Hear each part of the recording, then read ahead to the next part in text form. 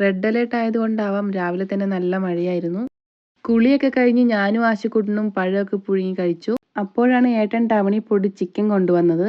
പിന്നെ കുറേ നാളെയല്ലേ ചിക്കൻ റോസ്റ്റ് ഉണ്ടാക്കിയിട്ട്, അപ്പോൾ ഫ്രൈ ചെയ്ത് ചിക്കൻ റോസ്റ്റ് ഉണ്ടാക്കാമെന്ന് വിചാരിച്ചു. ഉപ്പ്, മഞ്ഞൾപ്പൊടി, മുളക് പൊടി, ഗരം മസാല എല്ലാം ചേർത്ത് നന്നായി മിക്സാക്കി 2 മണിക്കൂർ റെസ്റ്റിന് ശേഷം ചൂടായ സൺഫ്ലവർ ഓയിലിൽ ഫ്രൈ ചെയ്തെടുക്കാം. അങ്ങനെ ചെയ്യുമ്പോൾ നല്ല രീതിയിൽ ചിക്കനിൽ മസാലയൊക്കെ പിടിക്കും.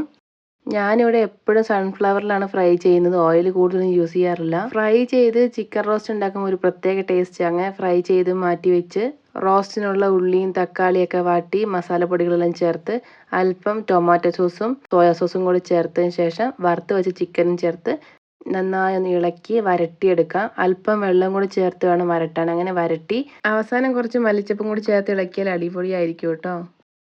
അങ്ങനെ ചിക്കൻ റോസ്റ്റൊക്കെ ഉണ്ടാക്കി കഴിഞ്ഞപ്പോഴേക്കും എനിക്ക് ഒട്ടും വയ്യ, ചെറിയൊരു പനിക്കോളൊക്കെ ഉണ്ടായിരുന്നു. അങ്ങനെ ഞാൻ നടവേലിൽ ഡോക്ടേഴ്സ് ക്ലിനിക്കിലാണ് കാണിക്കാൻ പോകുന്നത്. ഞാൻ എപ്പോഴും അവിടെ തന്നെയാണ് കാണിക്കാറ്. എപ്പോൾ പോയാലും നല്ല തിരക്കായിരിക്കും. നൈറ്റ് ആയതുകൊണ്ടാണോന്നറിയില്ല, പേഷ്യൻസ് കുറവായിരുന്നു. അതുകൊണ്ട് തന്നെ ഞങ്ങൾ വേഗം കാണിച്ച് തിരിച്ച് വീട്ടിലെത്തുമ്പോഴേക്കും കുറച്ച് രാത്രി ആയിട്ടുണ്ടായിരുന്നു. അങ്ങനെ ഫുഡൊക്കെ കഴിച്ച് കിടന്നു. അങ്ങനെ രാവിലെ ആയപ്പോൾ ഞാൻ നോക്കുമ്പോൾ കുറേ കുടംപുളിയൊക്കെ പഴുത്തിട്ടുണ്ട്. അപ്പോൾ ഞാൻ ആശുക്കുട്ടനെയും കൂടി കുടംപുളിയൊക്കെ പറിക്കാൻ പോയി. പോകുമ്പോൾ എല്ലാം മുകളിലായിരുന്നു. കുറേ പറിക്കാൻ പറ്റുന്നതൊക്കെ ഞാൻ കൈ കൊണ്ട് താഴെ പറിച്ചു കൊടുത്തു.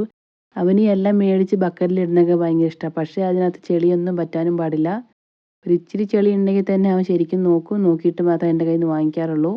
ഞാൻ എവിടെ പോകുമ്പോഴും അവൻ്റെ കൂടെ വരുന്നത് ഭയങ്കര ഇഷ്ടം. ഇങ്ങനത്തെ കാര്യങ്ങളൊക്കെ ഞാൻ അവനെ കൂട്ടിക്കൊണ്ട് പോകാറുണ്ട്. കാരണം മറ്റൊന്നുമല്ല, ഇങ്ങനെയൊക്കെ കണ്ട് ശീലിച്ചും പഠിക്കുന്നത് നല്ലതാണ്.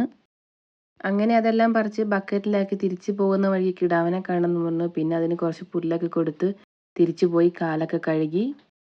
അപ്പോഴേക്കും നല്ല രീതിയിൽ മഴയുണ്ടായിരുന്നു. പിന്നെ ഞാനും ആശുക്കുട്ടനെയും ഉള്ളിവടയും കട്ടൻ ചായയൊക്കെ കുടിച്ചിങ്ങനെ പുറത്ത് മഴയും കണ്ടുകൊണ്ടിരുന്നു. അപ്പോൾ ഇന്നത്തെ വീഡിയോ ഇത്രയേ ഉള്ളൂ. മറ്റൊരു വീഡിയോയുമായി നാളെ കാണാം. ടാറ്റാ.